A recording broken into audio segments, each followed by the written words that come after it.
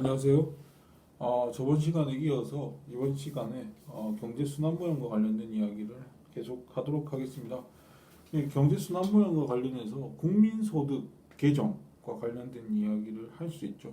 그래서 우리가 그 국민소득 3면 등가의 법칙이라고 하는 것을 우리가 여기서 이야기할 수 있는데 보시면 국민소득 개정이라고 하는 것은 이런 겁니다. 이 사실 그 나라에서 생산된 총생산물의 가치는 사실 총생산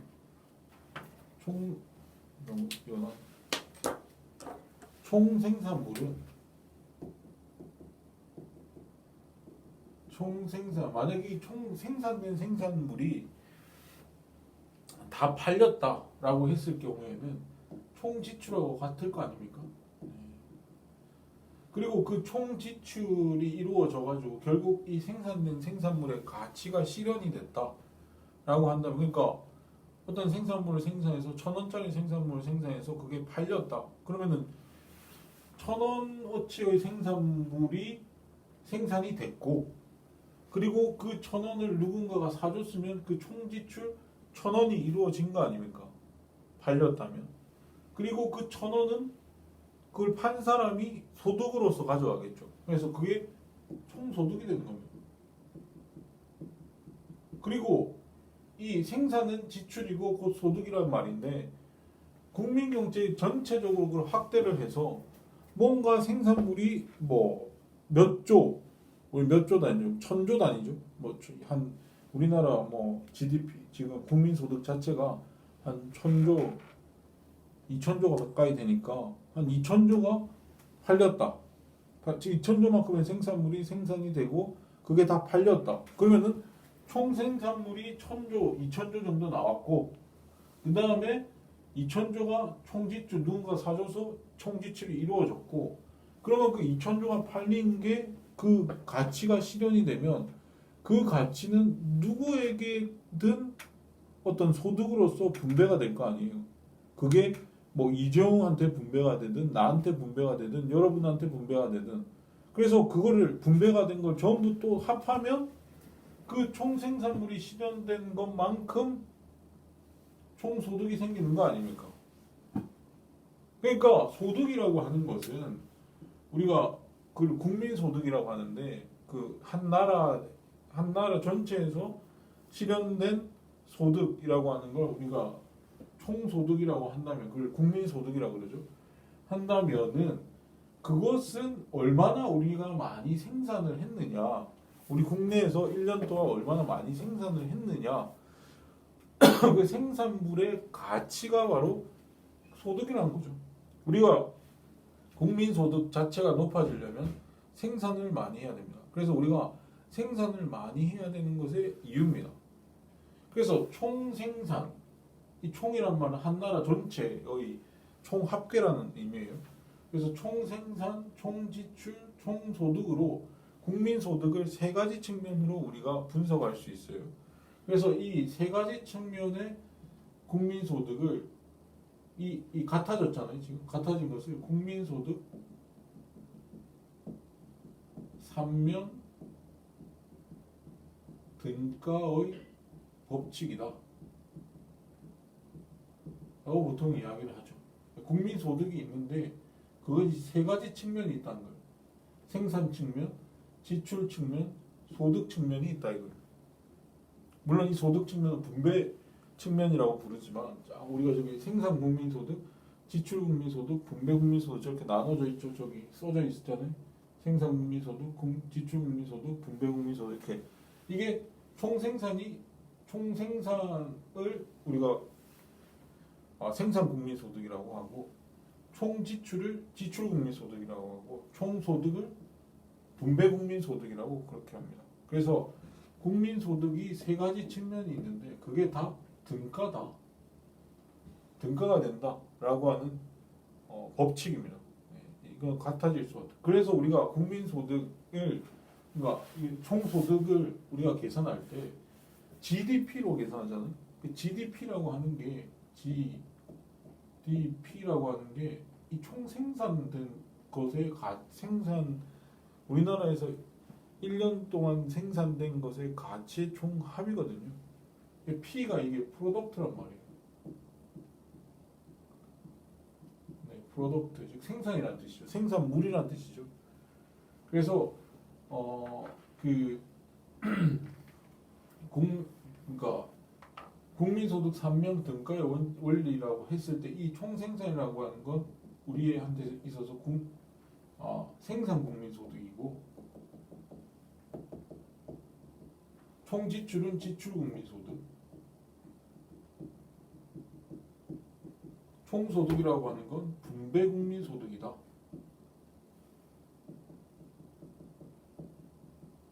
라고 이야기를 할 수가 있겠죠. 그래서 이 세 가지 측면을 우리가 국민소득을 분석적으로 세 측면으로 나눠서 이야기할 수도 있다 이 말이죠. 그래서 각각에 대해서 우리가 좀 분석해서 이야기를 해보면 그래서 이 총생산과 관련돼서는 저 생산 국민소득인데 이 생산 국민소득은 우리 지금 이 경제 순환 모형에 있어서 요걸 다 총합한 겁니다. 생산물. 네, 생산물을 다 총합한 것이다 라고 보시면 됩니다. 물론 지금 이 순환 모형에서는 경제 순환 모형에서는 기업만 생산을 한다고 했지만 실질적으로는 가게도 생산하고 정부도 생산을 해요. 그래서 그걸 다 합한 거, 그 다 합한 게 바로 생산 국민 소득이 된다라고 하는 것이고, 이 생산 국민 소득의 가장 대표적인 지표가 저기 있지만 GDP랑 GNP죠. 근데 우리가 지금은 GDP를 많이 씁니다. 네, GDP라고 하는 걸 많이 쓰는데,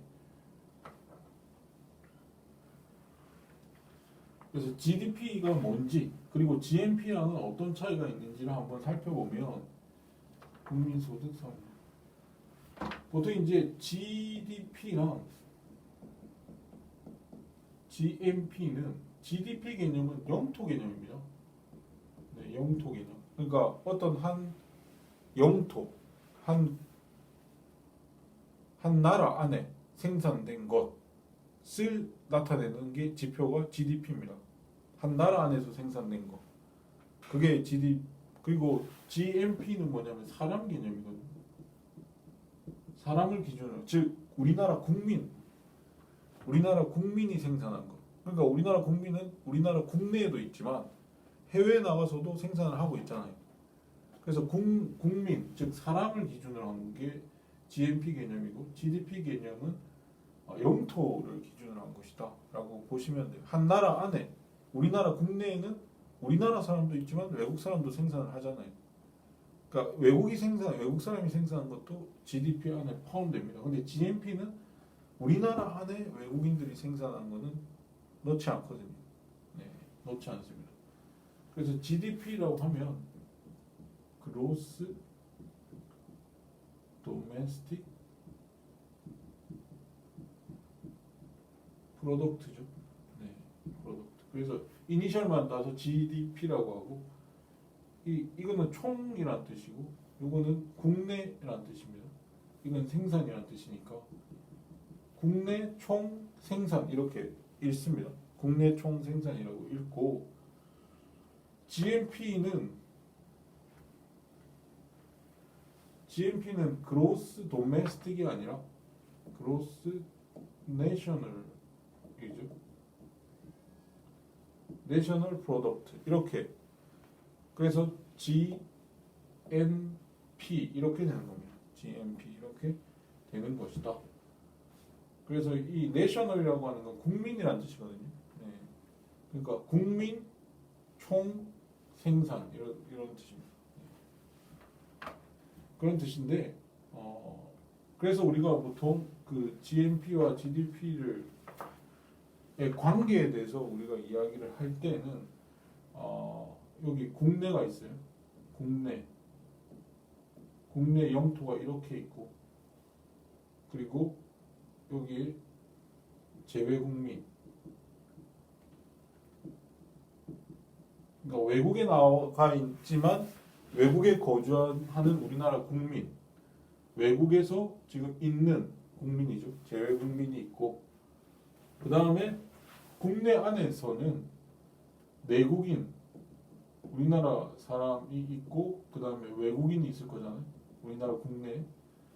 그래서 내국인이 생산하는 것의 가치를 A라 그러고, 우리나라 국내에 거주하는 외국인이 생산한 거를 B라고 하고, 그 다음에 재외 국민이 해외에서 거주하면서 생산한 것의 생산물을 C라고 한다면, 우리가 지금 GDP라고 하는 건 영토죠. 우리나라 영토에서 생산된 거는 내국인이든 외국인이든 다 포함시키는 게 GDP 개념이기 때문에 GDP는 요 도식에 있어서는 A 플러스 B 만큼이 GDP겠죠.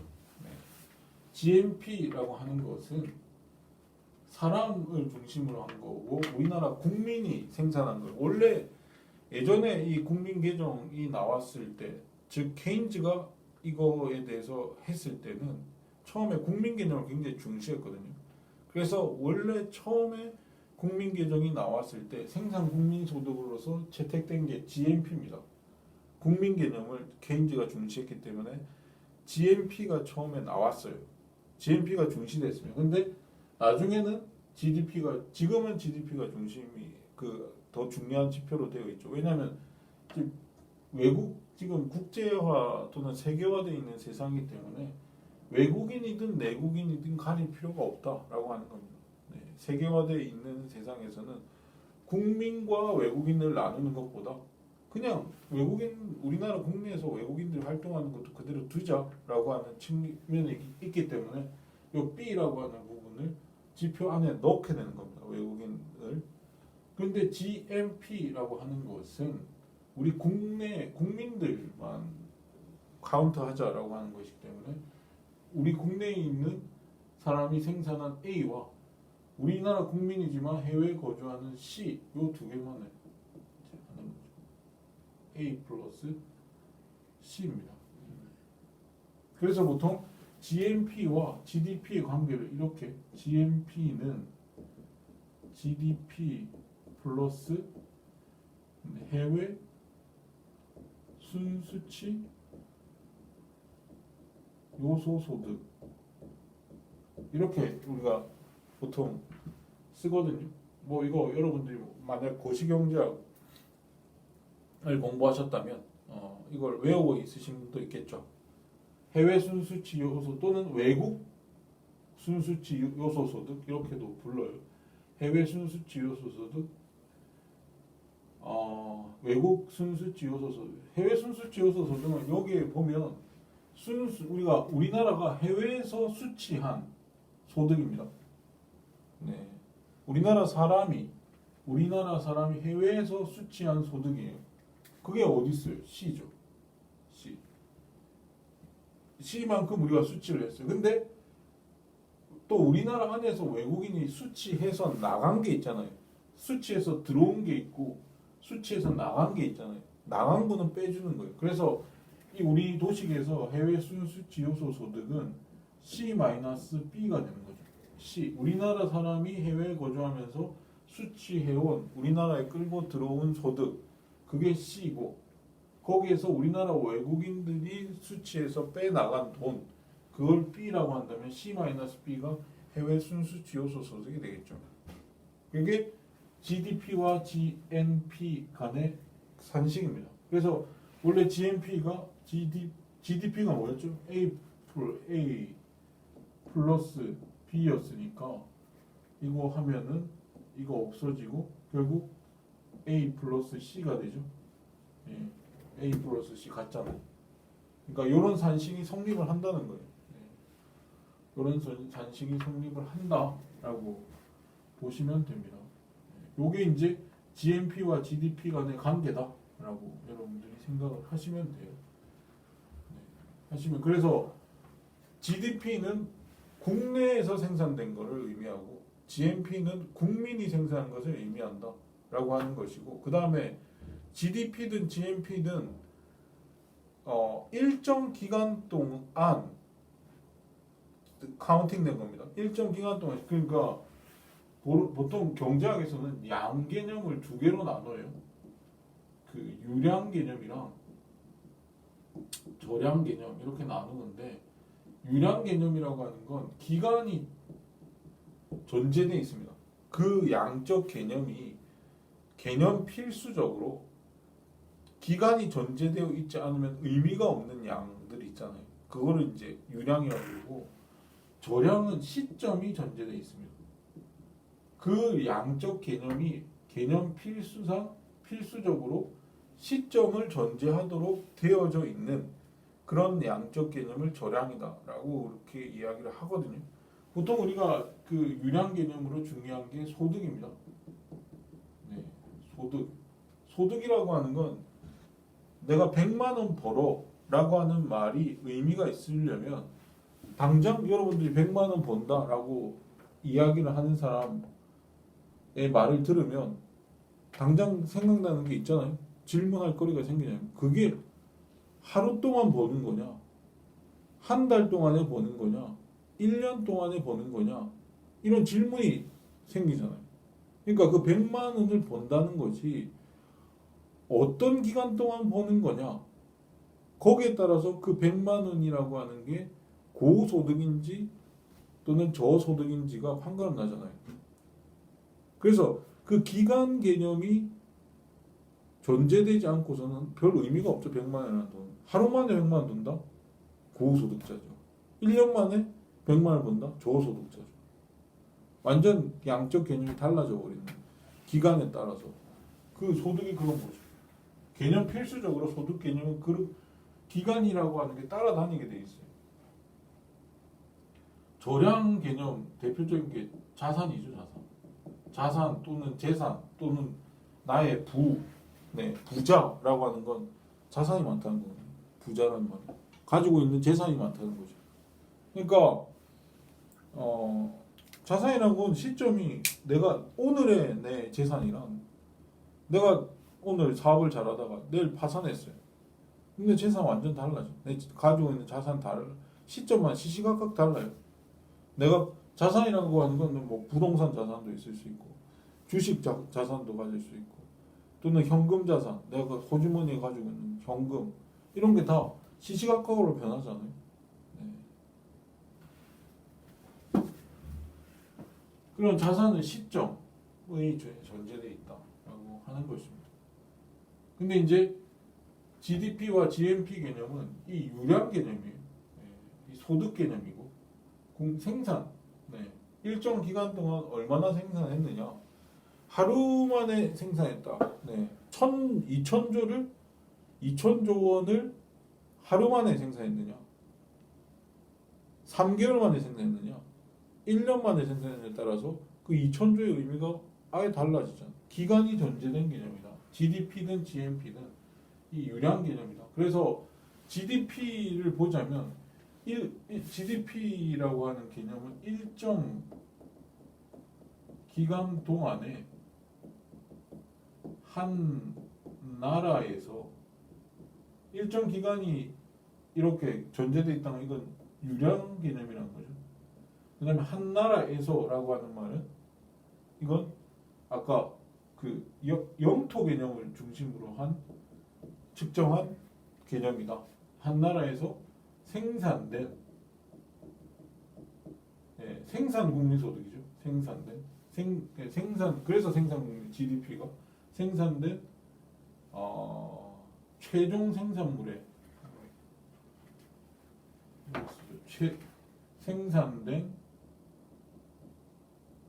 최종 생산물의 시장 가치입니다. 네. 이때 이제 생산됐다라고 하는 거고 생산을 중심으로 국민소득을 측정한 것이고 요거 생산물을 요걸 총계해요. 근데 최종 생산물이라고 하는 거는 최종 생산물 중에 최종 생산물만 여기 들어가는 거예요. 왜 최종 생산물이냐라고 한다면은 최종 생산물은 뭐냐 하면은 이런 거예요. 우리가 빵을 만든다고 했을 때 밀을 생산하잖아요. 네, 밀을 토지에서 밀을 농사를 해서 밀을 생산을 하고 그 밀 생산을 해서 밀을 이용해서 밀을 투입해서 밀가루를 생산을 하죠. 그다음에 그 밀가루를 이용해서 빵을 생산한단 말이에요. 그리고 그 빵을 판매합니다. 유통을 하는 거죠. 네, 유통을. 근데 최종적으로 이게 1,000원이 나왔어요. 판매를 했더니 1,000원이 나왔습니다. 판매를 했더니 1,000원이 나왔어요. 네. 빵 가격이 1,000원이었단 말이에요. 네. 빵 가격이 1,000원이었어요. 이게 최종 생산물의 시장 가치입니다. 이 1,000원이. 빵이 최종적으로 나와서 판매될 때 그 가격, 그게 최종 생산물의 시장 가치예요. 그래서 요 1,000원만 카운팅해야 돼요. 이때 빵이 출시됐을 때, 빵이 이제 생산돼서 막 만들어졌을 때 판매되기 이전에 그 빵은 그 빵 판매자한테 1,000원에 팔지 않고 아마 800원에 팔 수 있죠. 제빵사가 빵을 800원에 빵을 유통해주는 또는 빵을 판매하는 사람한테 800원에 팔고 판매하는 사람은 1,000원에 팔았다 이 말이거든요. 네. 그리고 빵을 만드는 사람이 밀가루를 샀을 거 아닙니까? 빵을 만들기 위해서. 그게 예컨대 500원이다. 네. 그리고 밀가루를 만들기 위해서 밀을 샀을 거잖아요. 그게 예컨대 100원이다. 네, 100원이다. 라고 하면은 요 1,000원 안에 요런 가치들이 다 포함이 돼 있거든요. 최종 생산물의 가치에다가 가치 이런 것들이 다 포함이 돼 있지 않겠어요? 네, 요걸 사는 과정에서 요걸 다 고려해서 집어넣은 것이기 때문에 다 포함이 돼 있어요. 그래서 만약에 이런 것들의 가치까지 다 더해주면은 이게 다 빵도 생산된 거고 밀가루도 생산된 거고 밀도 생산된 거기 때문에 이게 다 생산물이에요. 근데 이 생산물을 가치를 전부 다 카운팅을 해주면 이게 다 중복이 돼 있다고요. 이 1,000원의 가치에 중복이 돼 있다. 이미 다 들어있는 겁니다. 그래서 이걸 다 카운팅을 하면 안 돼요. 네, 안 됩니다. 그래서 최종 생산물의 가치만 카운팅을 한다라고 하는 것. 또는 이 이게 GDP 개념인데 이게 이제 또 다르게 또 정의를 하면 일정 기간 동안 한 나라에서 생산된 최종 생산물의 가치 뿐만 아니라 부가가치 합이거든요. 생산된 부가가치 일정 기간 동안 한 나라에서 생산된 부가가치의 총합입니다. 네, 부가가치. 부가가치는 뭐냐면 각 생산 단계에서 사람들이 얻은 가치, 부가가치. 그러니까 자기가 얻은 수익에서 비용을 뺀 거죠. 부가가치. 그래서 밀 생산자는 100원에 팔았으니까 100원만큼의 부가가치가 생긴 거고 밀가루 생산자는 100원에 사서 밀을 100원에 사서 500원에 팔았으니까 400원의 부가가치가 생긴 거고 제빵업자는 500원의 밀가루를 사서 800원에 팔았을 테니까 800 빼기 500 하면 300원의 부가가치가 생긴 거고 판매업자는 800원의 빵을 사서 1,000원에 팔았으니까 200원의 부가가치가 생겼잖아요. 근데 이 부가가치 총합이라 했죠. 부가가치 총합을 하면 100원 더하기 500원 더하기 300원 더하기 200원에서 결국은 1,000원이 되죠. 부가가치를 총합하면. 이거 다 더한 게 1,000원하고 같잖아요. 최종 생산물의 가치랑 같잖아요. 그래서 GDP라고 하는 건 최종 생산물의 가치로 하든 아니면 부가가치 총합으로 계산하든 같은 것이다 라고 보시면 되고 그래서 이 최종 생산물의 가치 자체가 결국 부가가치 그 안에 다 모든 가치가 다 포함이 돼 있는 겁니다. 그래서 최장 생산물의 가치 시장 가치로 우리가 GDP를 계산을 하는 것이다라고 보시면 되고 우리가 요 생산물이라고 할 때는 최종 생산물의 가치를 전부 합한 거다라고 보시면 돼요. 그래서 요 GDP 개념이라고 하는 것은 우리 GNP보다 GDP 개념을 더 많이 쓰는데 GDP 개념이라고 하는 것은 우리가 경제 순환 모형에 있어서는 여기에 해당된다라고 보시면 돼요. 그 다음에 지출 국민 소득이라고 하는 거를 보면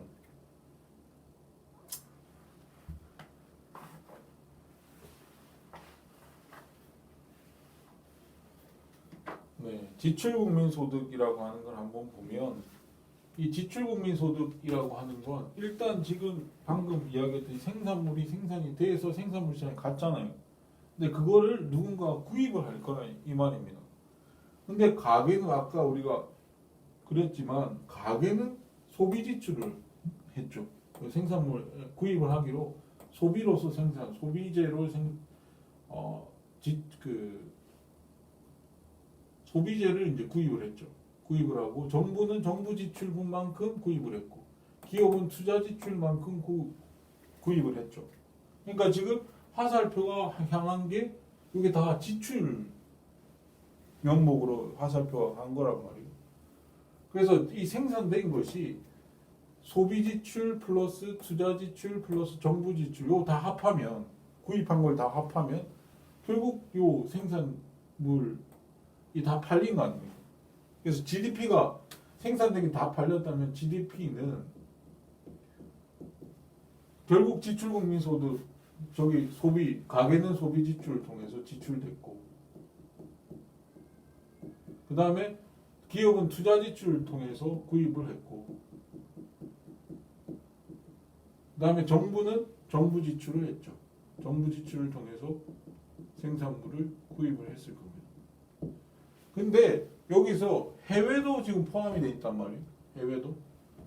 해외는 뭐냐면 해외가 이제 개방 경제까지 하면 지금 소비 지출, 투자 지출, 정부 지출 이거는 이제 우리가 지금 생산된 거를 우리가 국내에서 생산한 거를 우리나라 사람들, 우리나라 경제 주체들만 구입을 한 거란 말이에요. 소비를 한 거란 지출을 한 거란 말이에요. 근데 외국인도 살 수 있잖아요. 우리나라가 생산한 거를 그걸 수출이라고 하잖아요. 네. 그래서 여기 외국인들도 지출을 했기 때문에 그 외국인들 우리나라 상품을 구입한 거를 수출을 했기 때문에 이게 수출 더해줘야 되죠. 수출을 더해줘야 되죠. 근데 여기서 또 하나가 있는 게 뭐냐면 지금 개방 경제 하에서 해외라고 또는 외국이라고 하는 경제 주체가 상정이 돼 있기 때문에 이 생산물 시장 안에는 요 수입돼 있잖아요. 이 수입품들도 여기 포함되어 있습니다.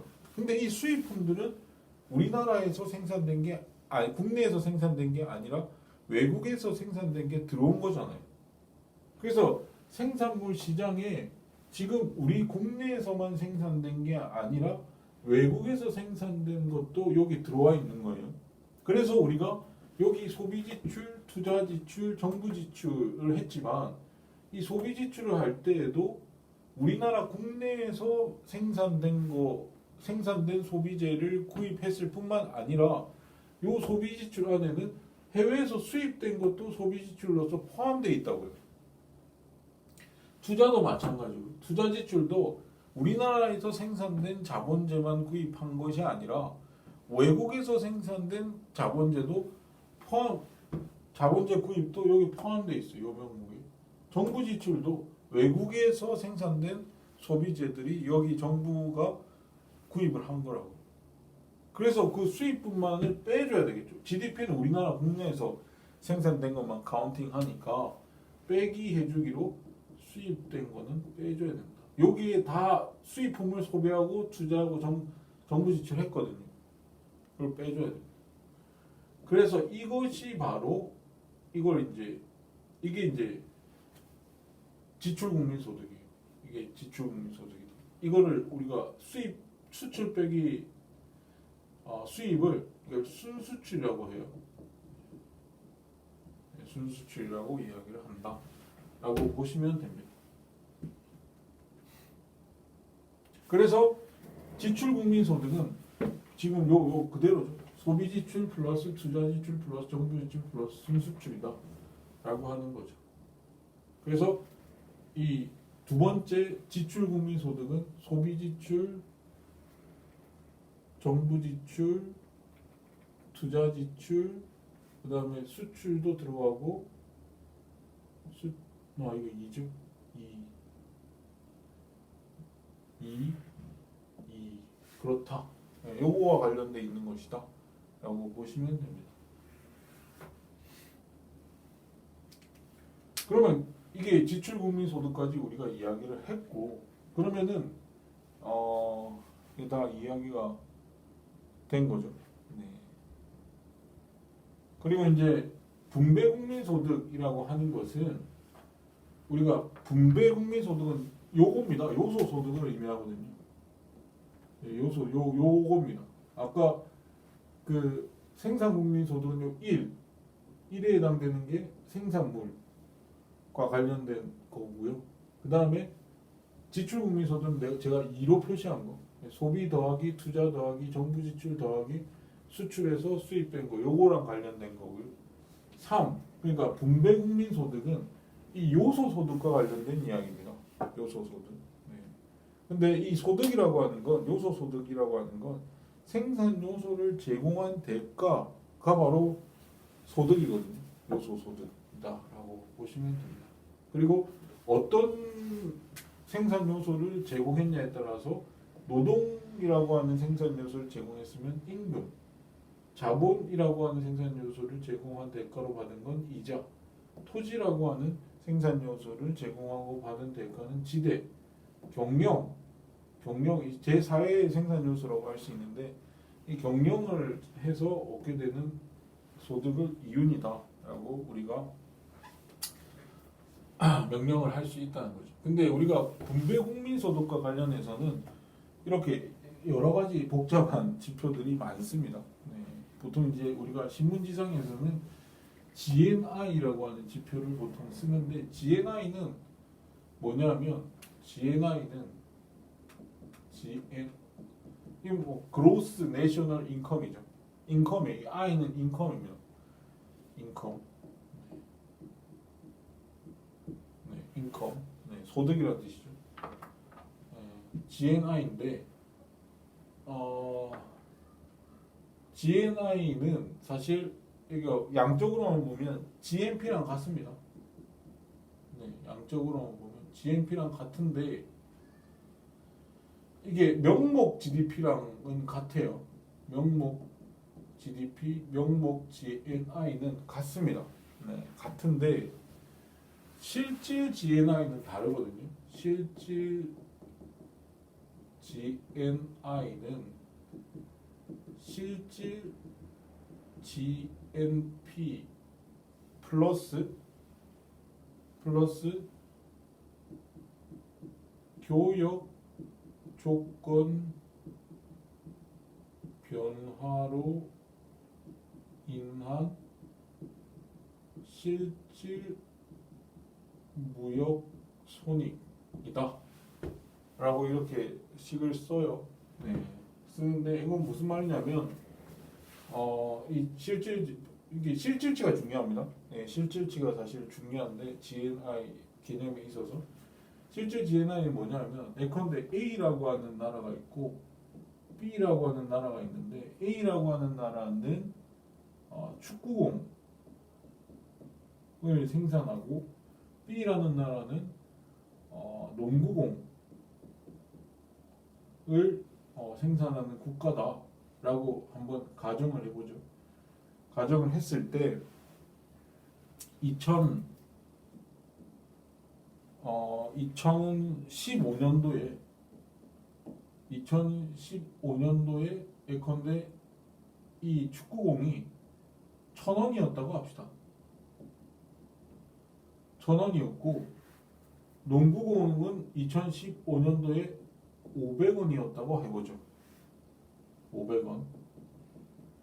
그렇다면 우리가 2015년도에 A라고 하는 나라가 축구공 한 개를 팔면, 그러니까 한 개를 B국에 팔면, 한 개를 B국에 팔면 B로부터 그 한 개 판 대금으로 얼마의 몇 개의 농구공을 가지고 올 수 있냐 하면은 두 개의 농구공을 가지고 올 수 있죠. 왜냐하면 1,000원, 1 곱하기 1,000원은 2 곱하기 500원에 같으니까 두 개를 우리가 가지고 1,000원을 팔면 한 개 축구공 A 국가가 축구공 한 개를 팔면 500원짜리 농구공 두 개를 사올 수 있잖아요.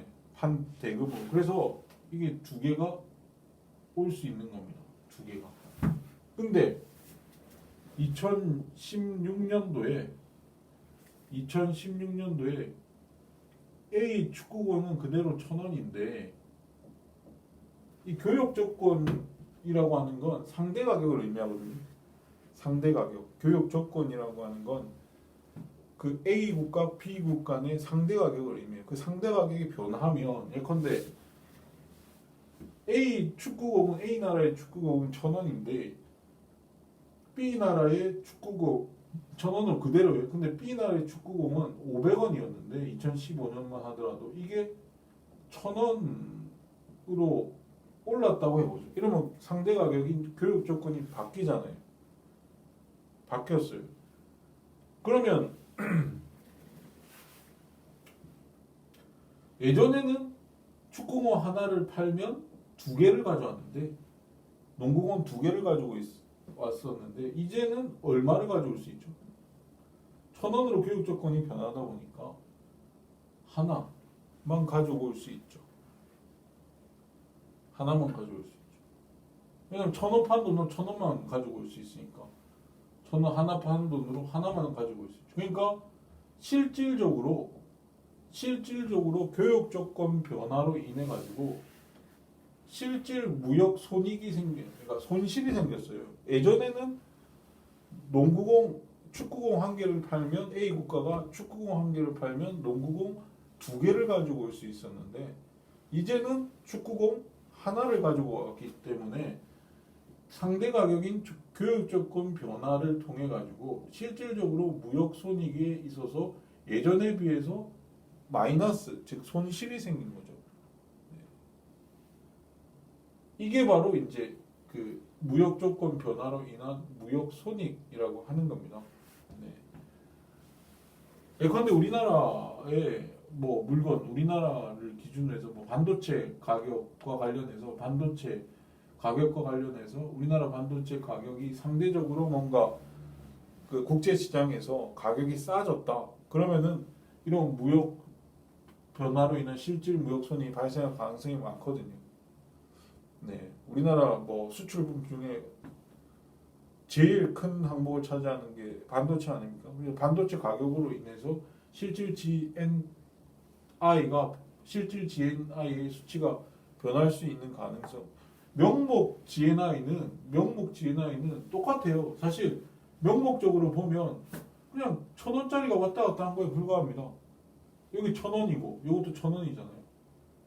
이것도 1,000원을 예전에도 1,000원 교환하는 거고 지금도 1,000원 교환하는 거예요. 그러니까 명목치라고 하는 건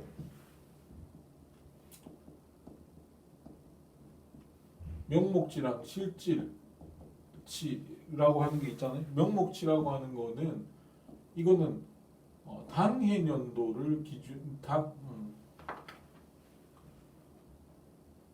당해년도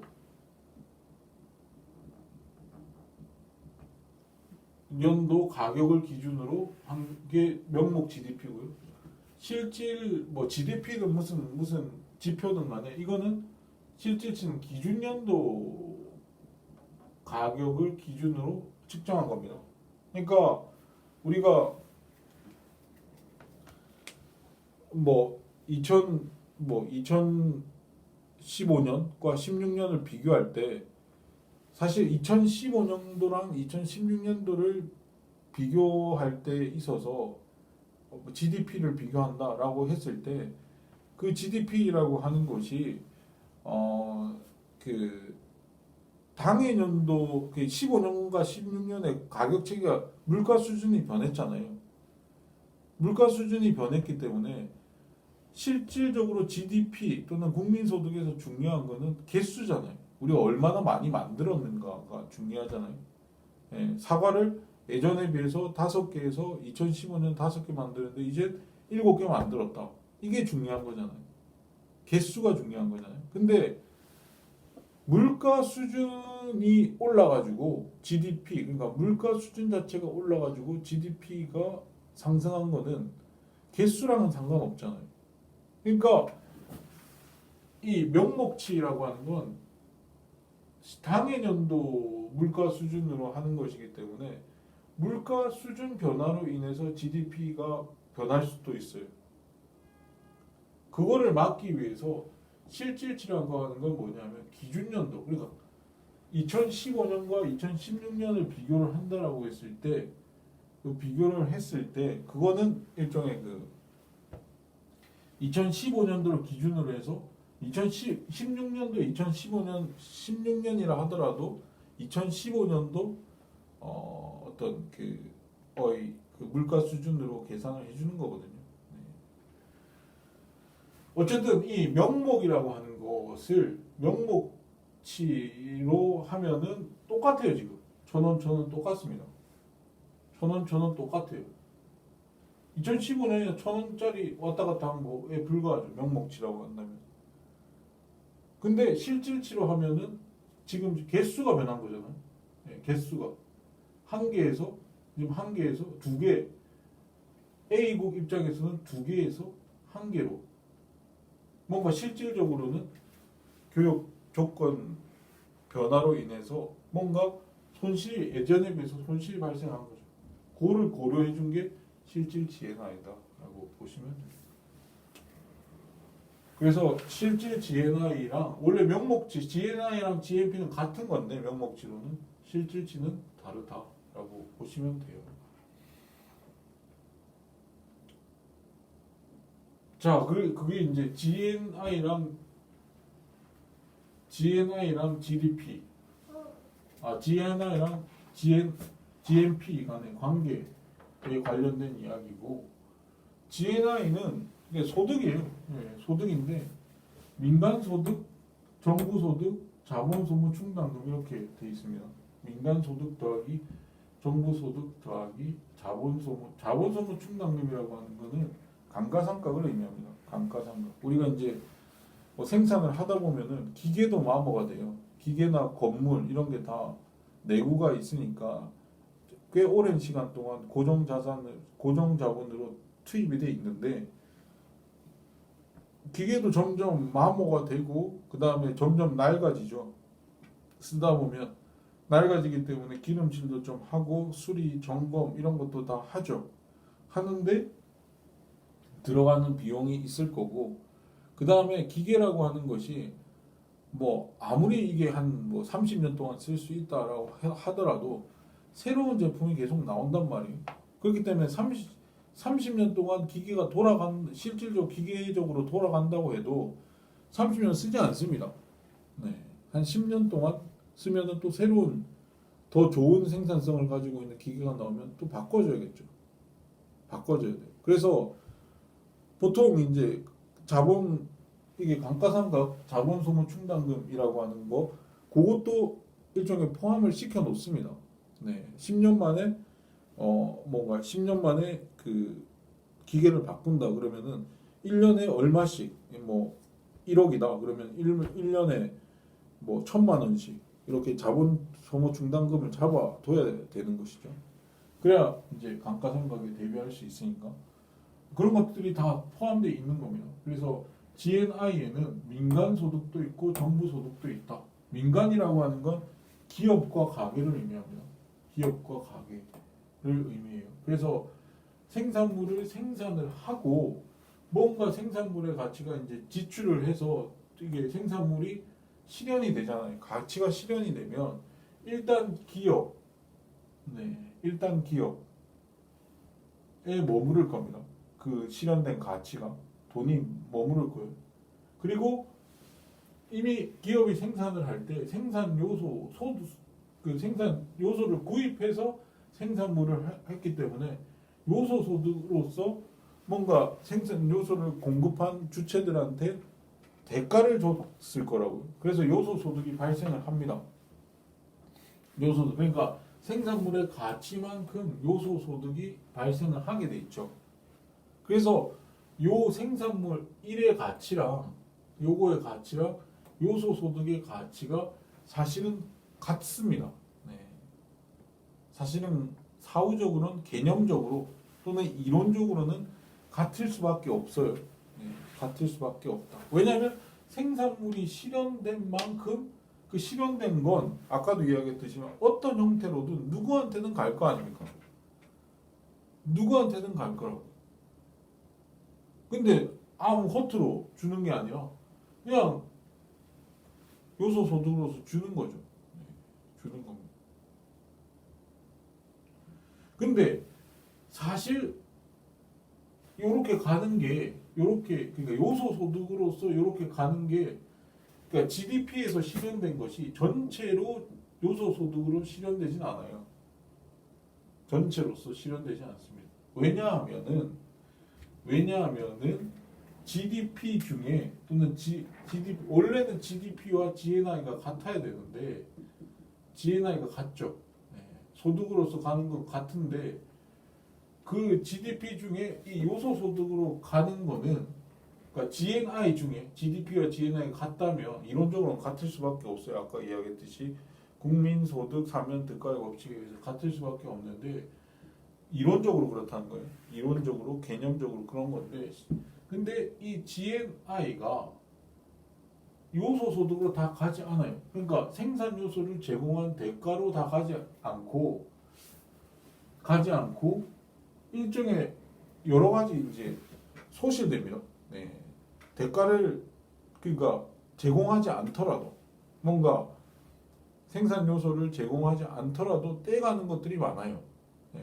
떼가는 것들이 많기 때문에 이런 지표 분배국민소득과 관련된 지표들이 이렇게 많은데 일단 뭐 개념적으로 소득은 크게 보면 민간과 정부로 나눌 수 있으니까 민간 소득과 정부 소득으로 나누고 그 다음에 아까도 이야기했듯이 자연스럽게 감가상각이라고 하는 게 이루어지기 때문에 이것도 포함시켜야겠죠. 뭐 기계 수립이나 뭐 교체하는데 필요한 돈도 일종의 모아둬야 되니까 감가상각분도 포함된단 말이에요. 그리고 근데 이 감가상각분이라고 하는 건 사실은 비용이죠. 사실은 비용일 겁니다. 근데 우리가 무슨 뭐 예컨대 내가 100만 원을 번다라고 했을 때 그 100만 원이라고 하는 것이 오롯이 100만 원이냐? 오롯이 100만 원. 그 100만 원 소득이 오롯이 100만 원 소득이냐? 그게 아니죠. 네. 내가 지금 뭔가를 하는 데 있어서 그 예컨대 내가 건물을 가지고 있다. 네. 건물을 하나 가지고 있다. 그러면 그 건물의 가치가 갑자기 폭락을 했어요. 그 1억짜리 하던 건물이 갑자기 시장 가격이 8천만 원이 됐다. 그러면은 100만 원의 소득 중에서도 어느 정도 내 소득이 깎였네? 100만 원 중에서 깎였네라고 느껴질 거잖아요. 그러면 그만큼을 덜어내줘야겠죠. 네. 어느 정도 깎였네? 라고 될 거 아닙니까? 그래서 자본 소모, 감가상각분이라고 하는 것도 빼줘야 됩니다. 네. 빼주는 게 맞아요. 그거를 고려한 것이 NNI다. 네, NNI다. 라고 볼 수 있는 NNI는 Net National Income이죠. 네, Net National Income. 네. 기업의 자본 소모분을 좀 빼줘야 되는 거예요. 네. NNI가 되는 거죠. 자본 소모 충당금을 빼주고 그 다음에 NI라고 하는 건 뭐냐 하면은 NI라고 하는 건 정부가 가져가는 돈도 빼줘야 된다는 거예요. 네, 정부가 가져 자본 소모 충당금에서 충당금도 빼주고 그러니까 정부가 가져가는 돈도 빼줘야 돼요. 왜냐하면은 기업이 생산물이 실현이 돼가지고 여기 가치가 GDP가 GDP가 창출한 가치만큼 요 가지고 있는데 사실 기업은 감가상각에 대비해서 기업 나름대로 자본 소모 충당금도 가지고 있고 그 다음에 간접세도 내야 되거든요. 간접세라고 하면은 우리나라 같은 경우는 부가가치세를 의미하죠. 부가가치세를 의미하는데 요 부가가치세도 빼줘야 돼. 왜냐하면 그걸 내기 위해서 기업이 또 가지고 있거든요. 그러니까 요소소득으로 바로 실현되지 않고 기업이 이러저러한 명목으로 가지고 있는 돈이 많다 이겁니다. 그래서 요소소득으로 바로 실현되진 않아요. 자, 근데 요 이야기는 시간이 너무 지나서 요 이야기는 다음 시간에 또 계속해서 하도록 하겠습니다. 요 하면서 요 이야기를 하고 하는 이유가 뭐냐면 이 각각의 항목들에 대해서 우리나라는 과연 어떤 수치를 가지고 있느냐. 이 국민소득 경제순환모형에서 우리나라는 투자를 얼마나 하고 있고 정부 지출을 얼마, 소비는 얼마나 하고 있고 자본소모 충당금 등등에 대한 각각의 항목에 있어서의 뭔가 수치들이 있을 거 아닙니까? 그 수치들을 좀 구체적으로 알아보면은 우리나라 경제가 전체적으로 어떻게 돌아가는지를 알 수 있으니까 그 얼개 정도를 알 수 있잖아요. 네, 우리나라 간접세가 얼마나 걷어지는지 뭐 그런 거 알 수 있잖아요. 그 이야기를 하기 위한 이론적인 개념적인 틀을 이야기하는 거니까 요 이야기를 해야 되는데 요 이야기를 마저 하고 나서 우리나라의 이와 관련돼서 이런 이야기를 좀 더 하도록 하겠습니다. 수고하셨어요.